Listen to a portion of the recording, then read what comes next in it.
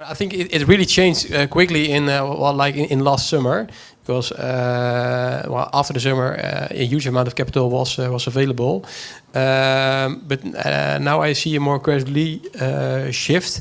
I don't expect due to the limited amount of available investment opportunities. I don't see that big a shift of new capital coming into the Netherlands, because you really you should really at the moment already shift from core to value add or opportunistic view. I really agree with my neighbor that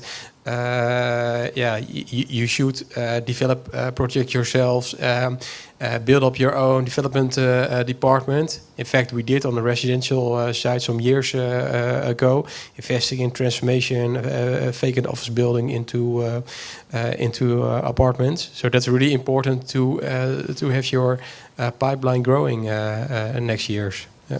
And so from your side, on the development side, you're looking at new developments, but also transforming particularly buildings that are already there. In fact, both opportunities can be bought by our investors. What put us more or less a bit behind, and of course we have the projects we are buying. We have to sell off to our individual pension funds, and when you look at the pension funds, over here, we're really enthusiastic about the real estate markets. Well, pension funds aren't. They're enthusiastic about the not about the bond market, of course, but about stocks. They're enthusiastic about that, not about real estate. So when you're selling off real estate to pension funds, you should really sell a core story there. So you can say we enter a value added or opportunistic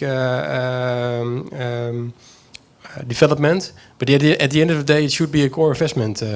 So that requires really a lot from our acquisition team. I think looking at Ireland or Spain, it was a completely different story. You had the Eurozone crisis, you had the PIGS countries, and there was a story behind that investors were easily to grasp, because they've seen the markets going down. Now everybody believed the euro was safe and will stay in place, so everybody was sure that this mispricing, maybe not in 12, 18 months as we have seen it evaporate, but everybody was sure that this mispricing will be gone in the next 2-3 years, and that everybody pulled in. I think in the Dutch market the situation is a little different. The only sector where you possibly have a similar story is the residential market, where you have a lot of political activities, a lot of storytelling about the market.